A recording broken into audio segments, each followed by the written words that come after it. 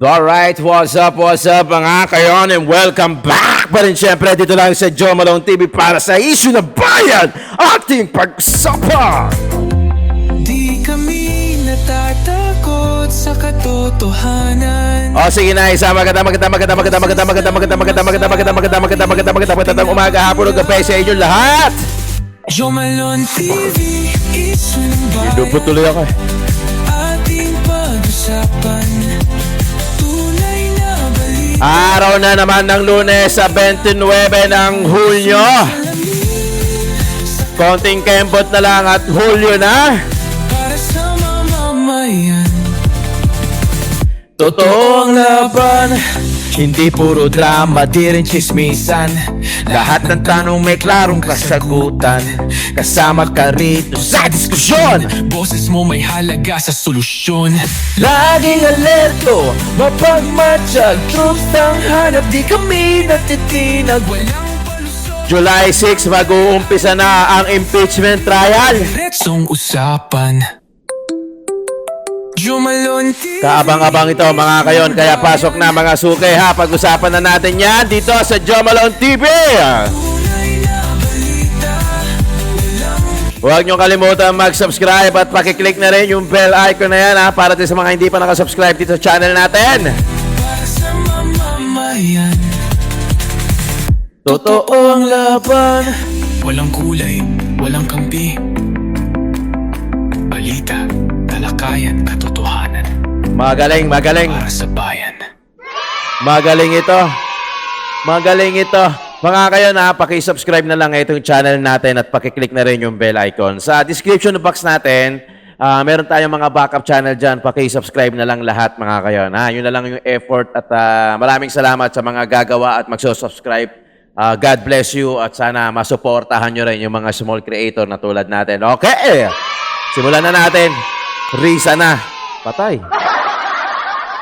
Oh, comedy, di ba? Lunes na Lunes. Risa na movement inilunsad sa Bacolod City for possible presidency sa 2028. Matigas ang ulo eh. Di ba? Matigas ang ulo. Gusto mo mag-aksaya ng pera. Okay, game. Alam nyo, may nakita akong post eh. Worst comes to worst. Sabihin na natin, makonvict natin si VP Inday Sara. Sa tingin nyo ba titigil yung mga yan? Sa tingin nyo ba yung mga nasa paligid niyan, titigil din? Yung mga kaalyado niyan, titigil yan? Na susuko yan, na kayo na lang ang hahayaan maupo? Puta, hindi mangyayari yan. Yung Risa na movement na yan. Libre lang naman mangarap eh. Bakit hindi? Diba? Pagbigyan nyo na. Diba? Huwag tayo masyadong maging pagbigyan nyo na. Total gusto naman mangarap eh. Nagpipiling eh. Pero huwag kang mag-alala, Ma'am Risa. Feeling mo lang yon. Diba? Feeling mo lang yan. Nawawala kasi yung sounds ko dito sa akin. Risa na. Ano to eh? Sabihin na natin na... Siyempre, hindi naman nila sasabihin early campaign eh. Pahiwatig baga. Sabi sa inyo eh, ang hula ko 2027 eh. Magkakahugasan ng puwet eh. May kakatok sa bahay nyo. Susuyuin na nila kayo sa 2027. Napaaga lang ang iba eh. Kakatok sa inyo, Ma'am, hello, good afternoon. Ako po si Politiko A. May nagugas na ba ng pinggan ninyo? Yung puwet nyo, hugsin nyo, hugasan ko. Para mabaliktad yung sitwasyon. Di ba? Na sila naman yung akala natin na naglilingkod sa taong bayan. Galing eh. Magaling eh. Alam nyo, ganito eh. Sa boxing, ganito rin eh. Sa bodybuilding, ganito rin. Yung mga bodybuilders, hindi ko naman nilalahat. Siyempre, may mga gamot yan. Di ba? Pero bago sumampa yan, mag-contest yan, maglilinis muna yan. May cleansing na tinatawag. Sa politiko, may mga cleansing din. Di ba nga sabi ko, 2027 ang cleansing. Papogi, nagmamaganda sa 2027 kasi 2028 national election. Di ba? Election na. Kaya may yung mga plato nyo, handa nyo na, pahugas na sa kanila. Papayag yan! Papayag yan! Papayag yan pag kumatok sa inyo. Oy, ma'am! Kumatok si politiko. Oy, ma'am, ma'am, yung kasi di pa namin nahuhugasan niya. Ay, sige na, ako na maghuhugas niya. Totoo yan. Yung iba napapaaga. Pero ano pa naman to eh. introduction, pahiwatig baga. Alam nyo, eto nakikinita ko lang Nakikinita ko lang. Just in case makonvict si BP Inday Sara. Sabihin na natin, sige. O ay pwede naman si Senator Alan Peter Cayetano for President at ang Vice President Senator Robin Padilla or Senator Rodante Marcoleta. Aminin mo, pwede, di ba? Oy, bakit hindi? Puta kayo nga eh. Ayan nga, oh. Risa nga, oh. Yun na malabo sa sabaw ng pusit. Di ba? Oy, pero pinipilit nyo, pwede. Oy, pwede din sa amin. Pwede rin ito sa amin, di ba? O kaya, Baste, Duterte for President. Puta, Senator Robin for Vice President. Ay, puta. Tapos, alam nyo, hindi na, ewan ko ba, minsan hindi ko lubos maisip na talagang siguro sinasadya na lang nila na maging mangmang tayo. Sinasadya na lang nila na wala tayong alam, inosente tayo, na kunyari, marahas ito, pero itong mga to kaya magbigay ng pagbabago sa Pilipinas. Kasi wala tayong nasasampulan dito eh, dahil kaka-human rights nyo eh. O ano nangyayari, yung mga kabataan pumapatay. Kung yung mga kabataan pumapatay, ano pa yung mga mas may edad? Hindi imposible. O tapos isisisi nyo kay Tatay Digong. Kasi idol nila. O nga pala, may video pala ako nun, hindi ko na sayang. Mamaya, dun sa sinasabi ni si Lovely, yung mababa. I mean, mababang kapulungan. Mamaya, nakakalimutan ko yung sabi dito, ngayon ko lang naalala. Kasi pilit yung sinasabi na, kasi ang idol nilang mga kabataan na to na mga pumatay, sila Robin Padilla, na mga bayolente, si Tatay Digong. Tang ina naman, hindi nyo ba masisi yung magulang? Na hindi nila nagabayan yung anak nila. Di ba? Mamaya na yan. Maganda itong mga video na pag-uusapan natin dito eh. Meron pa itong isa. Yan. Iba talaga ang utak ni Insertion Queen. Inuna pang ipatawag yung game developer kaysa doon sa magulang ng suspect. Napanood nyo sa Korean yung ano bang title nun? Ito, maganda rin to eh. Yung Juvenile Justice, saka yung Teach You a Lesson. Panoorin nyo, maganda, makaka-relate kayo at masasabi nyo na sana meron din sa Pilipinas na ERPB, yung parang education. Basta yung mga nagtuturo, mga nagdidisiplina doon sa mga estudyante na menor de edad. I think it's about time na turuan na rin itong mga menor de edad at pati na rin yung mga magulang na irresponsable na gawin nila at gabayan nila yung mga anak nila nang hindi napupunta sa kung saan-saan at hindi yung kung ano-ano naiisip. At please lang, wag nyong ililink dahil alam ko hindi naman kayo kabobo, ganung katanga, not unless ganun na nga kayo na lahat na lang ililink nyo kay Tatay Digong.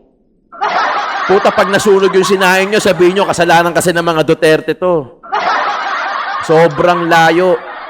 Pambobo, pangtanga. Diba? Pambobo, pantanga, yung mga alibay, yung mga reason, mga naratibo ninyo. Huwag kayong magpapanggap na tanga. Diba? Huwag kayong magpapanggap na bobo. May utak naman kayo kahit papano eh. Diba? Not unless, wala talaga. Pasensyahan na lang. Ba't parang mahina ang putya? Diba? O ito, panoorin natin. Ang sinabi sa Constitution, 2/3 of all members of the Senate. It did not say 2/3 of the 24 members of the Senate, no? Kung si House Lead Prosecutor at Batangas Representative Ang talino na ito. Luis Raw ang taknamin, hindi na dapat 16 ang required number of votes para ma-convict si Vice President Sara Duterte. Ayon pa kay Luistro, hindi rin daw dapat payagan pang makaboto si Senator Jinggoy Estrada. First and foremost, sabi sa Plunder Law at saka sa RA 3019, Anti-Graft and Corrupt Practices Act, kapag na-filean sila ng kaso, suspended din sila sa pagiging senador. At kung hindi rin daw physically dadalo si Senator Bato de la Rosa, ay hindi rin daw siya dapat payagan na makaboto. Kung magkagayong 22 senators na lang sila, 14 o 15 senators na lang raw ang kailangang bumoto ng yes para makonvict o mapatalsik si VP Sara. Dagdag pa ng prosekusyon mula raw sa 25, umakyat ng mahigit 30 ang kanilang pipresentang witnesses sa trial. Marami raw sa kanilang mga ebidensya ay may kaugnayan sa confidential funds at unexplained wealth ng bise. Grabe, di ba? Nakita nyo? Lahat, kasalanan mo na naman to. Sometimes, kasalanan mo na naman to. Pilit nyo naman binabaluktot yan. Diyos ko naman. Alam nyo? Ano ba yan? Ito, papakita ko sa inyo. In-screenshot ko kasi yan eh. Ito, ayon sa article, hindi ko alam kung ano to sinasabi ni ano eh. Ayon sa article 6, section 2 states, the Senate shall be composed of 24 senators who shall be elected at large by the qualified voters of the Philippines as may be provided by the law. Yung sinasabi ni Jervil na 2/3 na ang boto na hindi naman niya sinabi na hindi naman daw sinabi na 24. Ilan ba yun sa Senate? Di ba 24? In out of context mo na naman. Di ba? Well, given naman eh. Okay, fine. Sige, pagbigyan na natin. Gagawin naman talaga nila lahat. Ginagawa naman talaga nila lahat. Double time. Double time. Lahat ginagawa na. Ganun talaga. Ganun lang talaga. Expected naman yan. And I'm sure nila BP Inday Sara sa kampo ng mga Duterte, expected na yan. Actually, anticipated nga yan eh. Di ba? Inaasahan na rin nila na mangyayari yung maganyan. Yung lahat ng butas, kahit walang butas, bubutasan nyo para masilip nyo. O hindi lang yung mga butas na ang sinisilip, pati yung mga walang butas na pwedeng butasan para masilipan, bubutasan at sisilipan nila. Kaya nga, sometimes, di ba?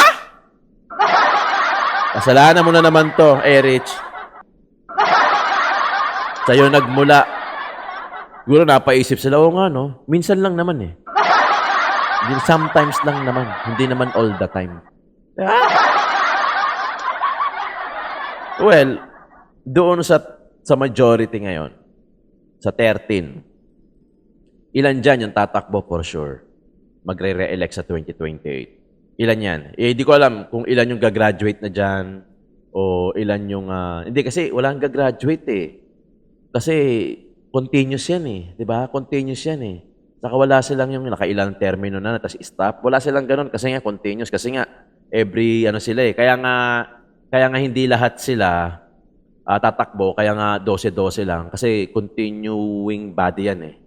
Kaya dapat talaga continuous yan. So, baka lahat, kung tama akong hinala ko, lahat siya magre-re-elect sa 2028. Baka mamaya, lalapit-lapit kayo kay BP Inday Sara. Tandaan nyo na yan, majority na yan, ha? Lalapit-lapit kayo sa Duterte para ikampanya kayo. Puta, yung mga kababayan ko, huwag kayo pabibili sa pera, ha? Pwede niyong kunin yung pera nila, pero boto nyo kung ano yung nasa puso ninyo. Kung ano yung nasa puso nyo, ha? Kung boboto nyo sila, siguraduhin nyo na tama yung desisyon natin. Otherwise, 6 na taon ulit yan. O 3 taon ulit sa Senado, 6 na taon ulit yan sa mga nasyonal. Maraming pwedeng mangyari sa 6 na taon at maraming pwedeng masayang sa 6 na taon at maraming pwedeng magawa kung tama yung ihahalal natin sa loob ng 6 na taon. Kung tutuusin, hindi lang naman kaming mga kontraktor ang nakikinabang dito. Marami din sa inyo, mga politiko, ang nagpapataba ng bulsa sa pangungurakot. Boom! Ang totoo, may hati-hati yan. Yes! Mula sa pinakamataas hanggang sa mga nasa gilid lang ng sistema. Yon. Huwag nyo kaming gawing panakip-butas. Yes. Kasi kung babalikan ang lahat ng transaksyon, makikita ninyong mas malaki pa ang napupunta sa inyo kaysa sa amin. Lahat tayo alam ang laro, pero pag nahuhuli, kami lang ang tinuturo at pinarurusahan. Kaya Huwag ninyong ipakita sa publiko na malinis kayo dahil sa bawat proyekto may kapalit na porsyento para sa inyong mga opisina. Ang sistema mismo ang nagtutulak sa amin na sumunod kung hindi kami papayag, wala kaming makukuhang proyekto. Pero sa likod niyan, kayo rin ang pinakaunang nagdidikta kung magkano ang dapat itabi para sa inyo. Oh. Kaya kung talagang seryoso kayong mag-imbestiga, wag lang kaming kontraktor ang sisihin. Tingnan ninyo rin ang mga pangalan na nakaupo ngayon sa mga komite, sa mga ahensya, at lalo na sa mismong mga nagpapalakad ng gobyerno.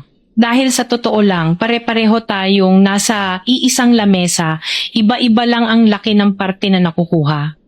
Kawawa po talaga ang mga mamamayang Pilipino kasi ninanakaw lang natin ang kaban ng bayan. Pera ng taong bayan pero tayo ang nakikinabang. Galing, Hindi ba tayo nahiya? In-include niya na yung sarili niya. Ang mga mahihirap mas lalong naghihirap. Yun naman Kaya pala eh.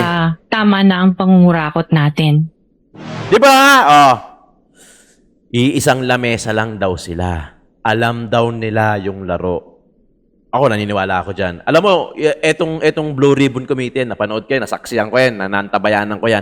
Yung moment na yan, ang chairman yan is Rodante Marcoleta. Malaki pa sana ang mahuhukay nila na impormasyon dito sa mga diskaya na to. Ang problema, as usual, nagpalit ng liderato, nagpalit din ng mga chairman, ng mga chairman ng committee, at ayun, at tumahimik na din at nawala yung issue sa flood control. And so be it. And the rest is history. Yun na. Wala na. Sinong kawawa? O, ang galing lang no? Sinasabi niyang ninanakaw lang natin yung pera ng kabayan ng bayan. Aware siya In-include niya na yung sarili niya. The way I understood it, in-include niya na yung sarili niya. Sinabi niya na ninanakaw natin ang kaban ng bayan. Nasa isang lamesa lang tayo. Alam natin yung laro. Marahil tayo, hindi. Kasi hindi naman tayo kontraktor Di ba? Ano sinasabi nila na wag lang mga kontraktor ang silipin. Dahil yung mga nakaupong mga nasa kabinete, nakaupo sa kamara, sa mga ahensya, yung pati nga yung mga nasa gilid-gilid daw nagkakaroon ng porsyento. Ibig sabihin, ganun kalala. May intindihan ko pa, pero ayoko intindihin talaga na halimbawa ang makakakuha lang ng porsyento yung nagplano at saka yung nag-back up sa plano. Pero ito, pati yung mga nasa LEDGI, meron. Ibig sabihin, ganun kalaki to the point na kaya mo pa rin silang bigyan na kahit hindi na sila bigyan, wala naman silang magagawa. Ganun na kalaki. At ganun talaga kalaki. And we all know that. Di ba? At yung mga hindi nag-ingay sa flood control issue, pakitandaan na lang po yung mga pangalan. Dahil hindi po lahat yan, masasabi nating totoo. At hindi lahat po yan, masasabi natin na ang inuuna nila, ang interest nila taong bayan. Malamang ang interest lang din nila yan sa bulsa nila, kung paano sila kikita. Ang ina, baka putulin niyo yan. I-cut niyo yan, mag-viral na naman ulit ako. Di ba? Huwag niyo ikakat yan, buo yan. Buo yan. Kaya sinasabi ko sa inyo, tandaan nyo na lang kung sino yung mga may ginawa talaga. Kung sino yung mga nag-ingay.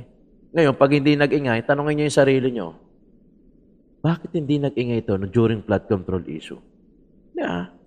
Bakit? Anong meron? Di ba? Bigyan nyo nga kami ng dahilan. Kung matatanong lang natin, isa-isa yan Di ba? O ikaw, ang ingay-ingay mo ngayon May pa sometimes ka pa. Ano yan? Sometimes when we touch? Pero nung flood control, ang tatahimik ninyo.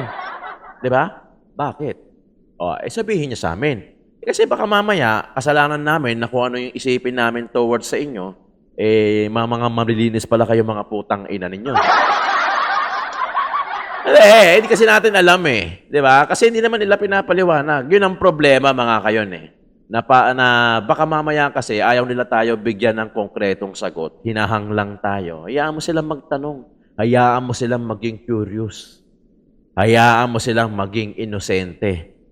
Mahirap ngayon yung may alam. Yung may alam ngayon, pinapatahimik.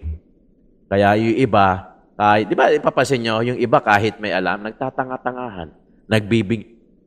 Dati bingi-bingihan lang Dati bingi-bingihan lang, bulag-bulagan lang, tengang kawali lang, bulag-bulagan, bingi-bingihan, pipi-pipihan. Ngayon, tanga-tangahan na din eh. Kapasin nyo?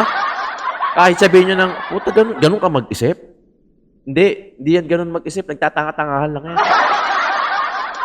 Kasi hindi na, ano na ngayon, dapat yung kanta ngayon, bulag, pipit, bingi. Dagdagan nyo na yung tanga. Bulag, pipit, bingi at tanga. Sa akin yung unang narinig yan, ha? Kasi ano na ngayon eh, hindi na bulag, pipi. Minsan yung bulag, yung pa yung mas nakakakita. Yung bingi, yung pa yung mas nakakarinig. Di ba? Yung pipi, yung pa yung nakakapagsalita. Yung pa yung madaldal eh. Di ba? May pipi sa amin dito, ang daldal eh. Pero hindi ko, hindi ko dinidiscriminate yun. Ang ibig kong pinupunto ko lang dito, yung tatlong yon, sama mo na yung tanga. Bulag, pipit, bingi, tanga. Baka nga, yung tanga talaga eh. Di ba? Parang ano yan eh. Ano ba yon?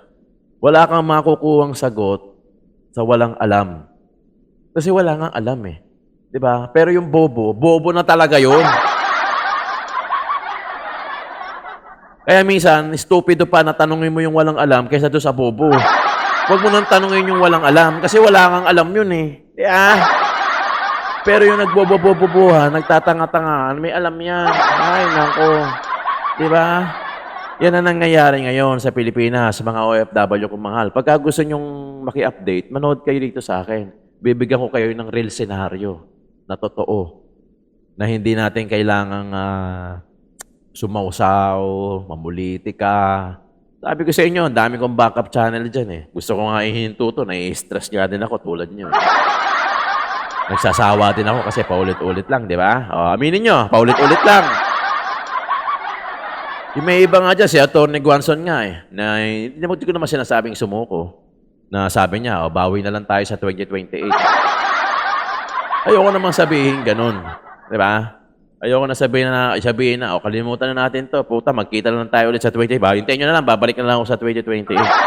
O kaya bago mag 2028. Ayoko naman ng ganun. Kasi boses tayo ng bayan eh.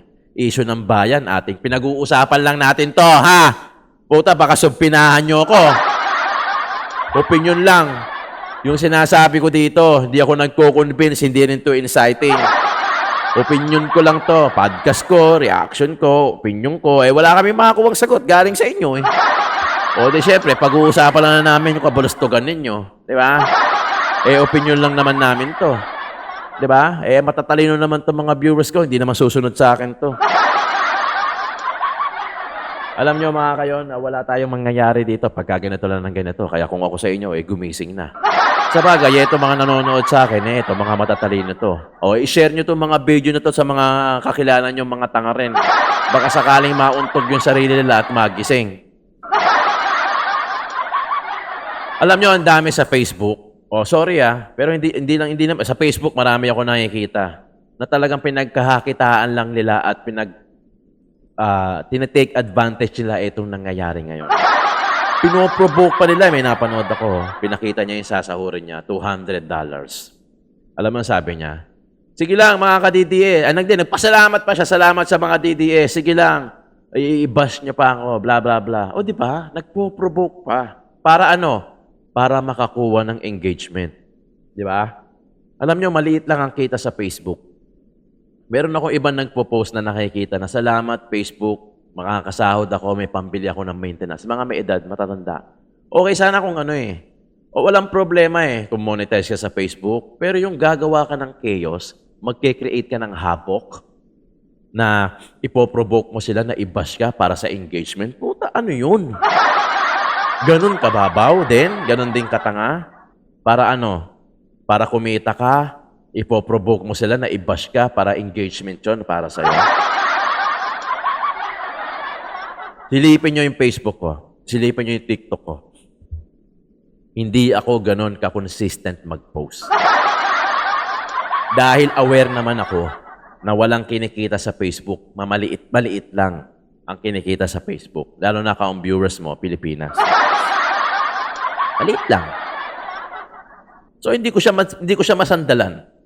Kasi maliit Parang sinahod ko lang ata ngayon, $100 lang, 5,000. Mapagkakasya mo yon sa isang buwan. Di ba? Kahit pakita ko pa sa inyo yung meta ko, sinahod ko lang, 500 $100 5,000. Ha? Ang liit nun. O, paano mo pagkakasya yun sa isang buwan? May autism pa akong anak. Therapy nun. Kaya bihira ako mag-post yan eh. Gusto ko nang talikuran yan eh. O, silipin nyo. Joe Malone TV, Facebook, TikTok. O, usually dapat, hindi kasi uubra yung isang beses ka lang magpo-post eh. Kailangan at least 5 above. Yung isang beses ka lang mag-upload, wala yan. Wala yan. Unless, kada post mo, sikat ka, 1 million yung views. Yan, pwede pa. Kahit mag-isang upload ka everyday. Pero kung hindi ka umaabot ng ano, hindi nga ako nakaka 20,000 ata. Ay, silipin nyo. Bihirang-bihira. Oh, birang-bihira. O magkano lang yun, gagasino lang yun.